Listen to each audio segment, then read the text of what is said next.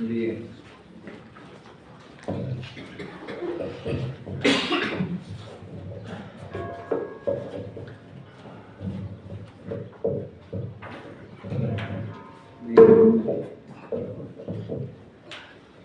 Cada que agarro este micrófono me acuerdo de los cristianos.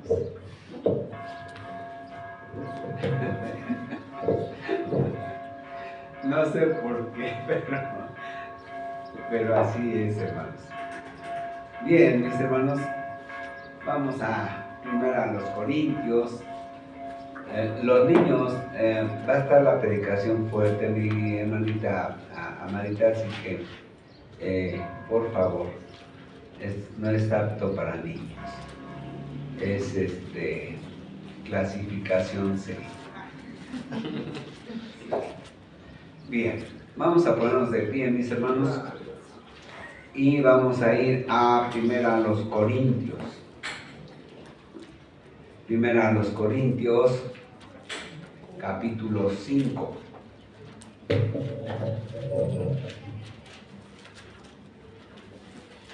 Primero a los Corintios, capítulo 5. Lo voy a leer solamente yo, es del 1 al 8. Primero a los Corintios, capítulo 5, del versículo 1 al 8. Dice: de cierto se oye que hay entre vosotros fornicación, y tal fornicación cual ni aun se nombra entre los gentiles, tanto que alguno tiene la mujer de su padre. Y vosotros estáis envanecidos. ¿No debierais más bien haberos lamentado, para que fuese quitado del medio de vosotros el que cometió tal acción? Ciertamente yo, como ausente en cuerpo, pero presente en espíritu, ya como presente he juzgado al que tal cosa ha hecho. En el nombre de nuestro Señor Jesucristo, reunidos vosotros y mi espíritu con el poder de nuestro Señor Jesucristo, el tal sea entregado a Satanás para destrucción de la carne, a fin de que el espíritu sea salvo en el día del Señor Jesús. No es buena vuestra jactancia. ¿No sabéis que un poco de levadura leuda toda la masa?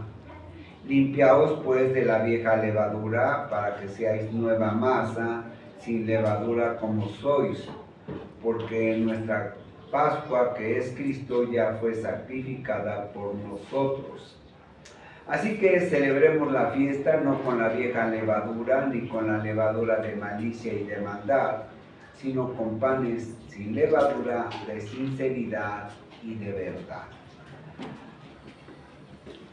Vamos a orar. Padre, en esta tarde en que su pueblo se reúne delante del trono de su gracia, le rogamos y le pedimos, Señor, que nos dé palabra de edificación para su iglesia, que su bendito Espíritu Santo nos abra los sentidos espirituales y que sea edificado su pueblo, Señor. Se lo pedimos en el precioso nombre de Jesús. Amén. Vamos a sentarnos, mis hermanos. Vamos a hablar de crisis. Y todos nosotros, sobre todo los mexicanos, los que ya estamos mayorcitos, sabemos que el país constantemente vive en crisis. ¿Qué es crisis? Vamos a hablar de eso. ¿Qué es crisis? La definición de crisis es un evento inesperado que genera cambios profundos e importantes en el ánimo de las personas, en comunidades y aún a nivel mundial. Es decir, las crisis se pueden presentar en una persona soltera, se puede presentar en los matrimonios, se pueden presentar en comunidades, en colonias, en ciudades, en países y aún a nivel mundial. Las crisis crean un gran problema en el ámbito en que se presenten. crean incertidumbre, crean destrozos. Y el día de hoy vamos a hablar de eso, pero a nivel iglesia. Todas las iglesias, todas, siendo cristianas, ninguna deja de tener crisis, ninguna. Aquella iglesia que diga que siempre ha estado bien y que nunca ha tenido crisis, entonces no es una iglesia cristiana. Las crisis se presentan por situaciones diversas. La iglesia de Corinto estaba pasando por una crisis que afectaba a toda la iglesia. Hoy en día, cuando las iglesias son demasiado grandes, a veces muchos de los congregantes no se enteran de las crisis. Hay algunos que se enteran a medias, otros que están inmersos en la crisis, pero el tamaño de las iglesias a veces evita que toda la iglesia esté enterada de la crisis, pero que sin embargo el efecto de esa crisis va a llegar a todos los rincones de esa iglesia, es cierto. La iglesia de Corinto pasa por una crisis profunda. ¿Por qué razón? Hay un gran pecado. Un gran pecado. Las crisis, hermanos, casi siempre en las iglesias es por pecado. Y no digo que casi siempre, sino más bien por siempre. A veces son crisis por robos. Robar es pecado. A veces hay crisis por mentiras, es pecado. A veces hay crisis por inmoralidad, es pecado. La iglesia de Corinto tenía un gran problema espiritual en ese momento. Y ese pecado había llegado a los oídos de Pablo a través de una familia. Vamos al capítulo 1, versículo 11. Dice Pablo: porque he sido informado acerca de vosotros, hermanos míos, por los de Cloé, que hay entre vosotros contiendas. Las crisis provocan contiendas, provocan malestares y guerras internas en las iglesias. Esta familia de Cloé quizás era cristiana y era una de las familias que se había enterado del pecado que estaba ahí haciendo crisis en la iglesia de Corinto, o quizás era un vecino de la congregación, porque a veces los problemas de las iglesias, cuando son tan grandes, permea, es decir, sale de la iglesia. Y por eso dice Pablo allá en Romanos, ¿verdad? Dice: porque por causa de vosotros es blasfemado el nombre de Dios entre los gentiles. Entonces le llega la noticia a Pablo de este asunto del que vamos a hablar el día de hoy. Y quizás, hermanos, el Espíritu Santo fue el que puso en el corazón de Pablo por este caso tan grave. Quizás ese sea el motivo principal por el cual Pablo escribe esta primera carta a los Corintios, porque es terrible. Y lo podemos interpretar de muchas maneras, pero finalmente es un pecado grave, muy grave, que estaba haciendo crisis en toda la iglesia de Corinto. Y habla de un pecado tan grande, dice: de cierto se oye que hay entre vosotros fornicación, y tal fornicación cual ni aún se nombra entre los gentiles, tanto que alguno tiene la mujer de su padre. Ahora, podemos entender lo siguiente. Quizás este hombre, este joven de la iglesia de Corinto, está teniendo relaciones con la que fue su madrastra o la que es su madrastra. No sabemos si el padre ya había muerto o no. Pero de cualquier manera, el tener relaciones maritales con la mujer que fue del padre es terrible, es pecado grave. En el Antiguo Testamento vemos que ese acto lleva al hombre a ser lapidado con piedras, muerto a pedradas. En la iglesia de Corinto esto aún no se percibía tal como debe de ser la ley de Dios, porque era una ciudad de mucha libertad sexual. Pero como cristianos tenemos la obligación no de dejarnos llevar por el mundo ni por las costumbres de nuestra comunidad mundial, sino por las reglas, por los mandamientos y por la moralidad cristiana. Pablo había iniciado esta iglesia y conocía a este joven. Seguramente lo conocía. Seguramente había visto en él algunas actitudes acerca de su moralidad y acerca de su cristiandad que le indicaba que este joven era salvo. Pero en descuidos, hermanos, los salvos también cometen graves pecados. No solamente los que son incrédulos dentro de la iglesia. ¿Por qué se cometen pecados? Porque hay falta de madurez espiritual. En la iglesia de Corinto había habido mucha predicación, mucha enseñanza.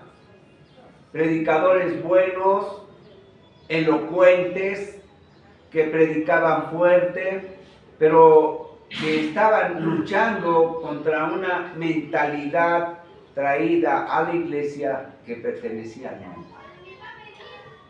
Y quizás ese fue el motivo por el cual el joven comete tal acción.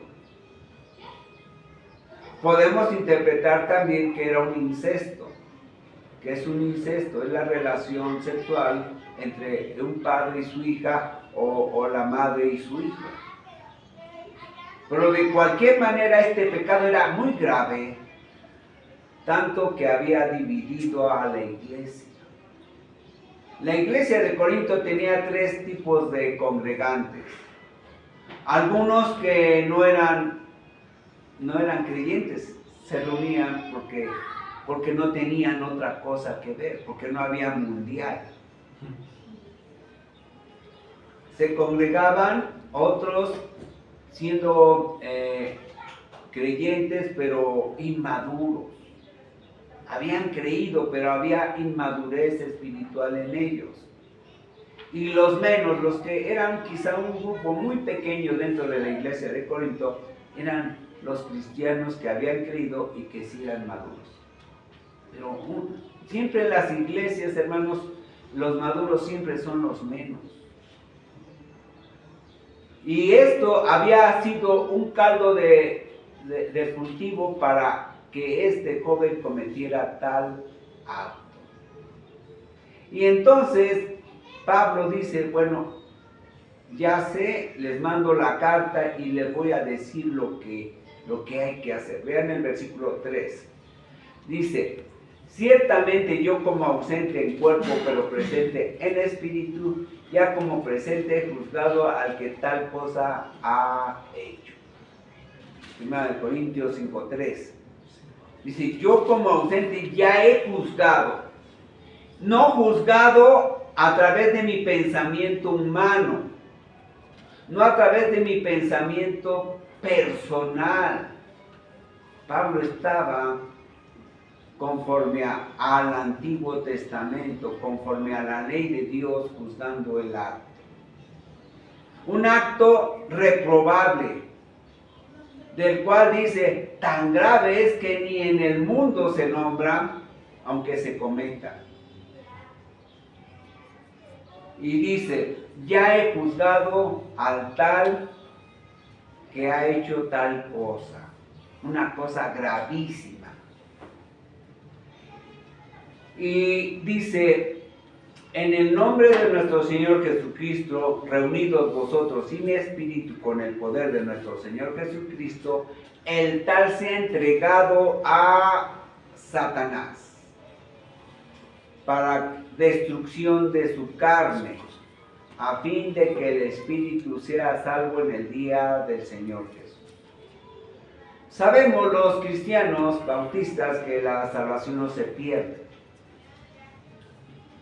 El problema no es si se pierde la salvación, el problema es si eres salvo. Entonces Pablo había visto en este joven ciertas características de un hombre verdaderamente creyente. Y les dice, hay que expulsarlo, entregarlo a Satanás. Miren, hermanos, cuando un cristiano es expulsado de la iglesia, va a andar en el mundo.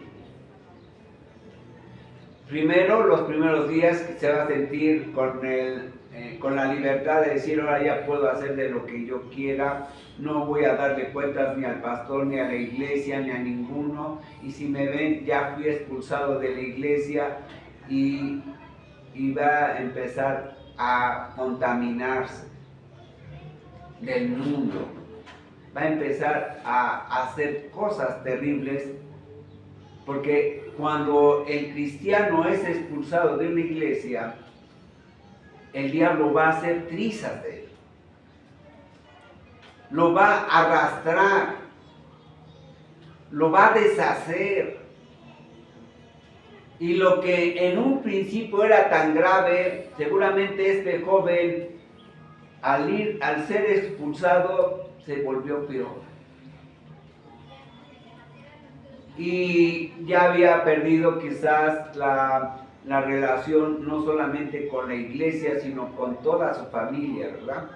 Porque en el mundo, si es grave alguna cosa, dicen, pues mire, este es cristiano, era cristiano, se reunía con los santos y a dónde ha caído. Y seguramente anduvo como el hijo pródigo, ¿verdad? Dando tumbos por acá y por allá y haciendo una serie de cosas que lejos de regenerarlo, lo hundía más en su pecado. Entonces Pablo dice a la iglesia de Corinto, expúlsenlo, porque un poco de levadura leuda toda la masa. Cuando el pecado es muy grave, hermanos, la sanción tiene que ser grande, tiene que ser determinante. Pablo no lo hacía por maldad, no lo hacía porque ese fuera su parecer, sino porque comprendía que en la iglesia tenía que conservarse la dignidad cristiana, y que permitir ese tipo de pecado en la iglesia no solamente lleva a disolución en la misma iglesia, sino que invita a otros cristianos a hacer lo mismo. No hay un freno. Entonces dice Pablo, expúlsenlo. Es muy grave lo que pasó. ¿Y qué pasa después de este evento? Bueno, este joven seguramente se fue al mundo, ya dijimos, anduvo haciendo qué más cosas no sabemos. Pero Dios, hermanos, es un Dios de la segunda oportunidad. Es un Dios que ciertamente es rígido con sus hijos. Con los que son del mundo, Él les deja hacer lo que quieran. Les da libertad de que hagan lo que quieran. Pero con sus hijos es muy duro. Muy duro desde el punto de vista humano. Pero en realidad es misericordioso, porque aún en la sanción, aún en el castigo que recibe el transgresor, el Señor es misericordioso. Y este joven, seguramente, después de pasar algunos meses, semanas, no sé cuánto tiempo, se empezó a sentir solo. Empezó a ver que en el mundo él ya no pertenecía al mundo, porque la Escritura dice, estamos en el mundo, pero ya no somos del mundo. Ya no se empezó a sentir bien. Empezó a ver que el pecado no lleva a nada. Empezó a comprender y su naturaleza seguramente ya había sido transformada. Empezaba a ver el pecado de otra manera como lo había visto mientras estaba cometiendo el tal pecado. Y seguramente empezó a sentirse solo, comprendiendo que el alimento espiritual que recibía en la iglesia era el necesario para poder soportar este tipo de vida. El cristiano, hermanos, cuando anda en el mundo, estoy hablando del verdadero cristiano, cuando anda en el mundo y sin iglesia, se empieza a sentir mal, empieza a sentir soledad. Las iglesias hace todavía algunos años, para llegar a una iglesia cristiana, ya sabiendo de la palabra, tenía que llevar a alguien, si se cambiaba la iglesia, tenía que llevar una carta de su pastor. No era fácil entrar a una iglesia cristiana ya habiendo conocido de la palabra. Hoy en día comete alguien una falta muy grave en la iglesia, es expulsado y dice, pues me cambio de colonia, me cambio de ciudad y llego a la iglesia. Al fin que las iglesias son hoy en día muy permisivas, llego y no digo nada. Antes no era así. Si alguien se cambiaba de ciudad, tenía que llevar una carta de recomendación de parte de su pastor, explicando el pastor por qué razón se cambiaba este hermano, quizás por causa del trabajo, quizás por una causa familiar, no lo sabemos, pero se explicaba claramente por qué había salido ese cristiano de esa iglesia, que no había salido expulsado, que no había salido por un mal proceder. Pero hoy en día las iglesias, por el tamaño de las ciudades y por muchas causas, a veces hasta los cristianos le aconsejan a los cristianos, pues vete a otra iglesia. A mí han llegado hermanos de otras iglesias y me hablan de sus problemas con sus pastores y de mucha índole de problemas, y lo primero que yo les digo, vaya y regrese a su iglesia, ore por su pastor, ore por su pastor, ore por su iglesia. Nada de que venga hacia mi iglesia, eso es un pecado grave, es ser ladrón de ovejas. Pero hoy se acostumbra mucho eso. Entonces este joven empezó a sentir, ¿verdad?, el aguijón en la carne acerca de su pecado, y empezó a comprender que su proceder no era el indicado, que había tenido una debilidad por causa de no leer escritura, quizás por no congregarse frecuentemente, por no orar, por muchas causas se había enfriado y había permitido que el diablo le hubiese tentado y había cometido el acto. Pero como dijimos, el Señor es el Dios de la segunda oportunidad. Vamos a 2 Corintios, capítulo 2.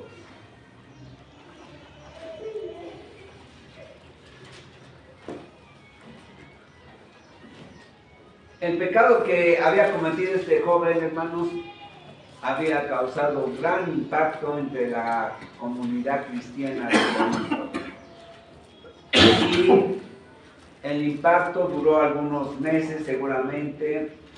Quizás algunos de los congregantes murmuraban a favor de este joven, quizás otros murmuraban en contra de este joven, otros quizás decían, bueno, yo vivo mi vida cristiana y no me importa lo que pase en la iglesia. Y miren, hermanos, el cristiano tiene que amar a su iglesia y tiene que ver lo que sucede en su iglesia y tiene que colaborar a la solución de las crisis en su iglesia. Todos. Y si no quiero que se presenten frecuentemente las crisis en mi iglesia, entonces ¿qué tengo que hacer? Orar. Orar por mis hermanos, orar por los jóvenes, orar por los mayores, orar por las mujeres, orar por los pastores, orar por todos. Y entonces Pablo ya le llega la noticia que este joven se estaba congregando nuevamente. ¿Qué había sucedido? Este joven empezó a ver que la vida cristiana era la que le convenía a él, que era la que le correspondía a él, y seguramente fue con el pastor o con los pastores de la iglesia, habló con ellos, les dijo, estoy arrepentido, me he dado cuenta de mi falta, ahora quiero congregar. Y los pastores, hermanos, cuando ven a un congregante, a una oveja arrepentida, no pueden negarle el acceso a la iglesia. Hace unos años, la única persona a la que yo he expulsado de la iglesia fue una mujer, una hermana, que estaba causando graves problemas en la iglesia, y le pedí, hermana, ya no puede venir a la iglesia, está creando muchos problemas, y la tuve que expulsar. Pasados unas semanas llegó y muy atentamente me dijo, pastor, estoy arrepentida. Estoy arrepentida y quiero volver a congregar. Le dije, hermana, está correcto. Solamente cambie de actitud. El problema de ella era la actitud. No hable lo que no debe de hablar. No estaba cometiendo otro pecado más que ese. Era un poquito alborotada. Y entonces le dije, no hay mayor problema. Puede venir a congregarse nuevamente. La iglesia, hermanos, es un lugar donde debe de haber perdón. Pero tiene que haber arrepentimiento, aceptación de mi pecado, aceptación de mi mal proceder. No debe de haber un juicio después del juicio primero que ya se hizo. Pero tiene que haber un arrepentimiento en el que tengo que renunciar a todo lo que estoy haciendo mal o todo lo que hice mal. Este joven dejó de tener la relación que tenía. Entendió que era pecado contra Dios y contra la iglesia, y que había traído crisis a quienes no tenían nada que ver con él. Y seguramente entendió esto y rogó al Señor que le permitiera vivir y regenerarse, componer su vida. Es lo que tiene que ser el cristiano verdaderamente cuando se arrepiente. El motivo o la razón o la situación de pecado la tengo que dejar, no encubrir. Hoy en día ni siquiera los expulsan, se expulsan solos. Y dicen al fin que nadie se da cuenta de lo que hago uno. Voy a seguir con mi tipo de vida, voy a seguir con mi tipo de pecado, voy a seguir disfrutando de la carne y no me arrepiento, me voy a otra congregación, no le digo a la congregación nada ni al pastor, y como los pastores no investigan nada, ahí yo voy a estar bien. El Señor pide la expulsión no para castigar, sino para que haya un reconocimiento de nuestro pecado, que haya un arrepentimiento, que haya una recomposición de nuestra vida cristiana. Es lo que pide el Señor. Y Pablo les dice lo siguiente, vean el 2 Corintios capítulo 2, versículo 5. Pero si alguno me ha causado tristeza, no me la ha causado solo a mí. Dice, la crisis, el dolor que me causó la crisis, no fue solamente a mí, sino fue para toda la iglesia, toda la iglesia. Y dice, y no exagero. Espiritualmente, hermanos, quizás muchos de los cristianos intelectualmente no se dieron cuenta de la crisis, pero espiritualmente sí se resiente la crisis de los que están conectados con el Espíritu Santo, de los que están conectados con la iglesia espiritualmente. Y dice Pablo, no exagero.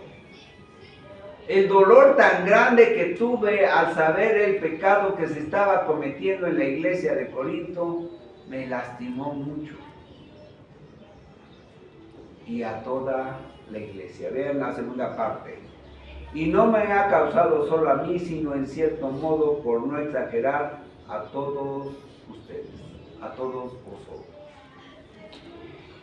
Y en el capítulo 1 de esta segunda carta a los Corintios, habla del dolor tan profundo que le había causado esa noticia a Pablo, que dice, vean qué dice el versículo 3, 1:3 de 2 Corintios, dice, bendito sea el Dios y Padre de nuestro Señor Jesucristo, Padre de misericordias y Dios de toda consolación.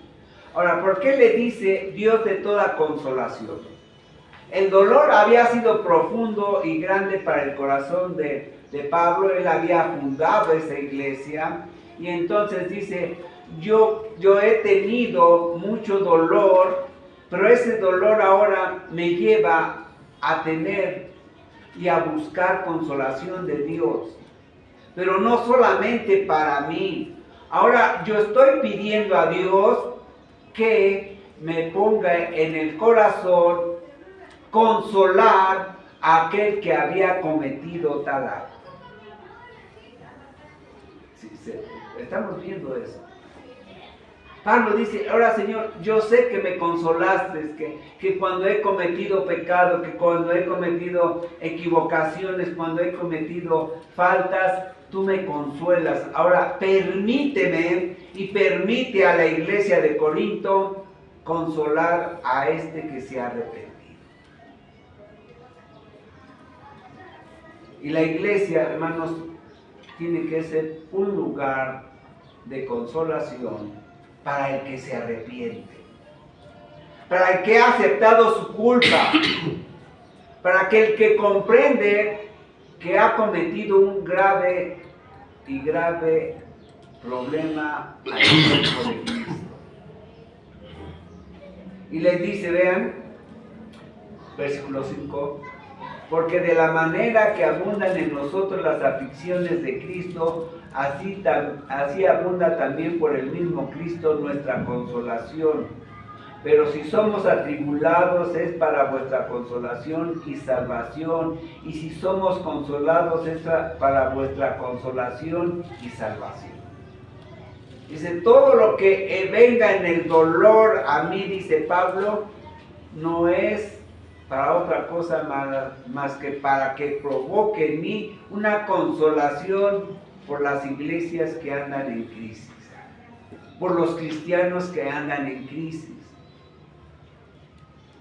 Y dice, Dios me da la consolación para estos que han cometido graves faltas. Hace muchos años, hermanos, una familia, eran 8 hermanos, el papá, la mamá, y 2 de los hermanos, todos el más chico era un adolescente y los demás iban en la escalerita, todos eran solteros. Unos se llevaban un año, otros año y medio, pero estaban muy cercanas sus edades.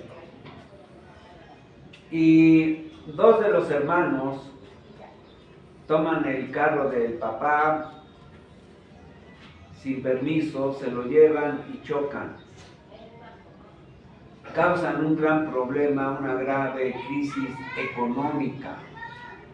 Pero no causan solamente una grave crisis económica, sino causan división entre la familia.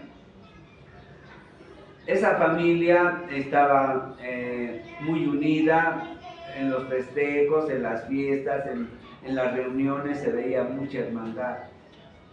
Pero después de ese accidente, la crisis empieza a hacer mella en la familia. Esa familia, unida siempre en todos los eventos, empieza a ver fracturada su relación. Y los dos hermanos que tuvieron la culpa de esa crisis en la familia, uno dijo, pues empiezo a ver problemas en la familia, me voy. No me gusta la familia como está. Me voy, ya sé trabajar, ya me puedo sostener y me voy de la casa. El otro dijo, está la familia en crisis, es cuando más necesita mi familia.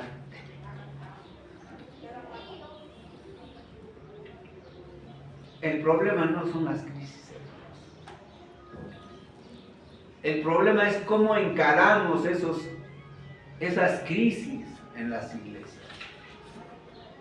Este joven dijo, yo voy a estar con mi familia siempre, porque es mi familia. Voy a ver cómo ayudo para que la familia salga de esta crisis. Voy a ver en qué contribuyo para que mi familia salga de esta crisis. El que decidió irse, agarró y se separó de la familia por algunos años. Pasó la vida, hermanos, y después llegó esta familia a ser ya se habían casado todos. El que había abandonado a la familia regresó, y cuando ya todos estaban grandes empezaban a platicar de sus cosas, de lo que habían convivido, ¿verdad? Se acordaban de la crisis aquella. Cuando pasa la crisis, hermanos, en verdad a veces las familias que han pasado por ello, esto lo pueden entender los grandecitos, ¿verdad? Los que tienen más de 50 años y que tuvieron una familia grande. Cuando se empieza uno a acordar de las crisis, se empieza uno a reír. Y empiezan a hablar cosas agradables, porque dentro de las crisis es cuando las familias se unen más. La hermana me está haciendo entrar en crisis. Entonces, esa familia se reunía ya grandes todos y empezaban a hablar acerca de esos momentos que habían pasado juntos en la crisis. Y todos se reían. El que se había alejado de la familia era el único que no se reía, porque no tenía historia en esa familia. En los momentos difíciles de esa familia, él no contaba porque no estuvo allí. Entonces, hermanos, cuando las familias viven juntos, gracias.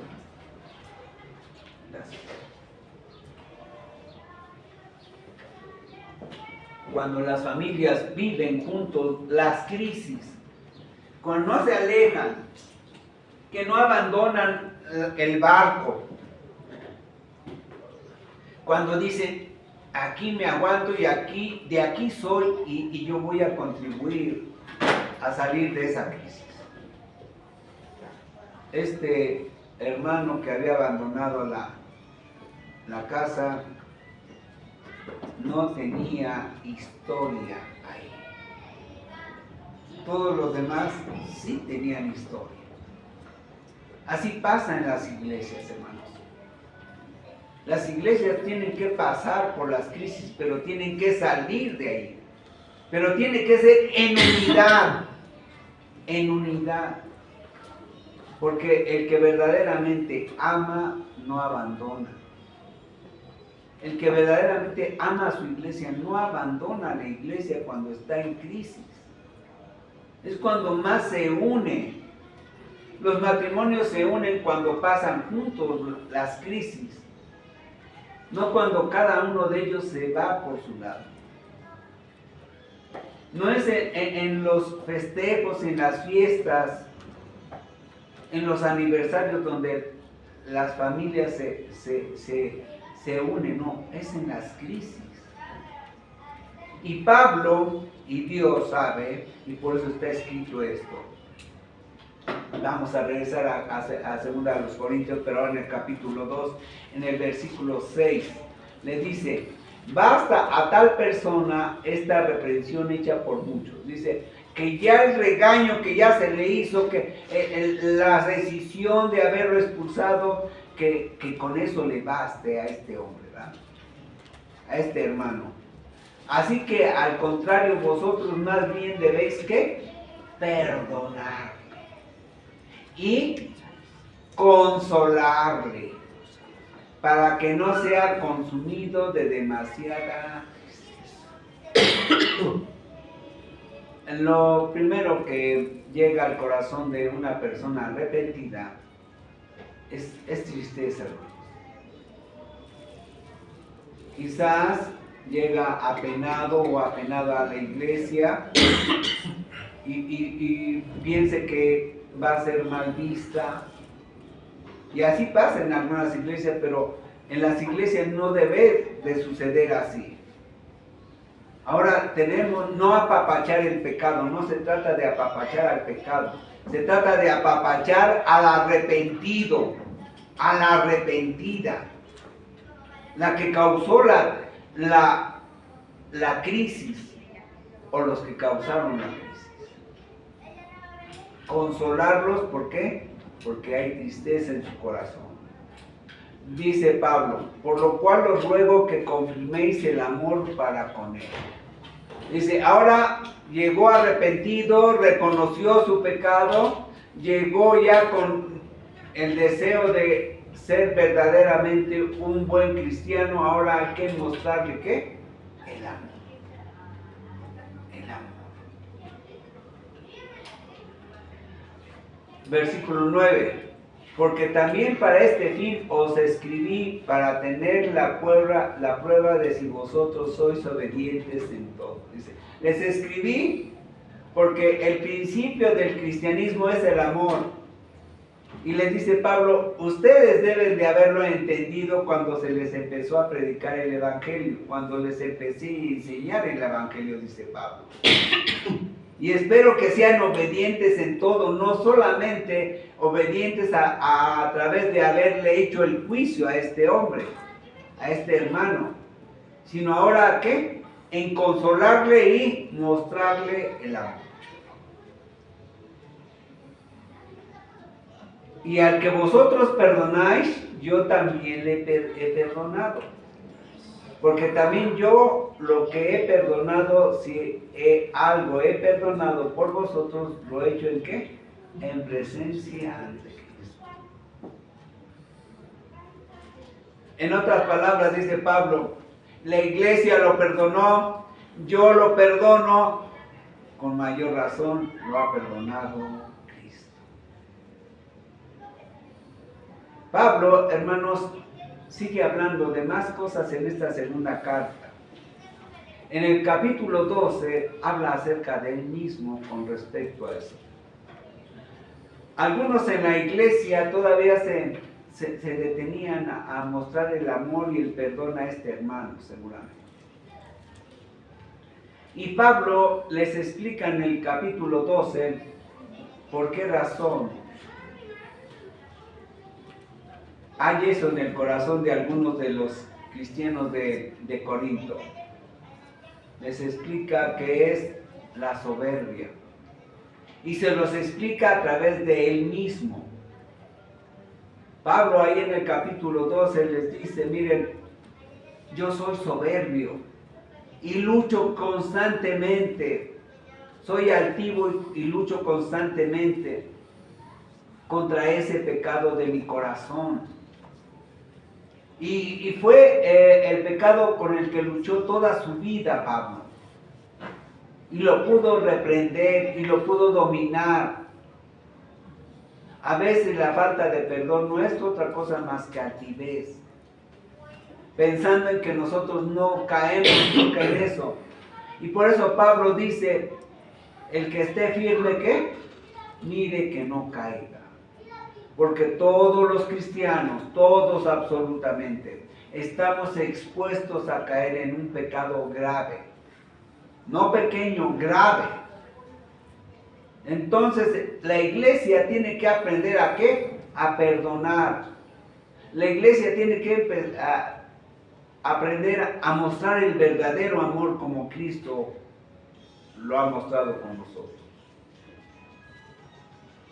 Y tenemos que luchar con nuestra altivez para poder perdonar al que ha causado crisis. Y no estoy hablando solamente en cuestiones de iglesia. Esto es aplicable a los matrimonios, es aplicable a la familia, es aplicable a las relaciones humanas, al trabajo, a las empresas, a los pueblos. La iglesia tiene que aprender a perdonar y dar oportunidad al arrepentimiento.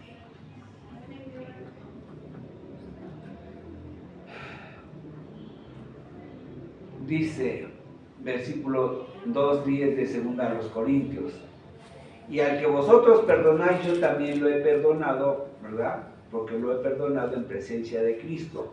¿Con qué razón?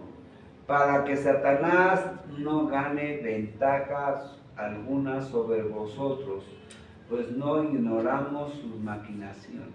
Miren, hermanos, Pablo lo que está diciendo aquí básicamente, miren, las crisis son causadas en la iglesia por miembros de la iglesia, pero son consecuencia de haberse descuidado en su vida espiritual. El diablo es el que trata a través de los mismos cristianos destruir a través de crisis a las iglesias. Si somos salvos, si tenemos la entereza de que somos salvos, tenemos que orar, vivir en santidad, amar y ver que nuestras actitudes y nuestras decisiones afectan a la iglesia. Porque de otra manera, la destrucción de muchas iglesias, hermanos, no es por los cristianos. La mayoría es porque el diablo influye en cristianos aún salvos. De tal manera que Pablo dice, hay que perdonar para resarcir la crisis, para mostrar amor, porque el amor y el perdón, eso detiene las maquinaciones y el trabajo de Satanás. La iglesia, hermanos, es un lugar de perdón, un lugar de crisis ciertamente, pero un lugar también de perdón, de amor y de consolación. Vamos a ponernos de pie. Sí, Padre, en esta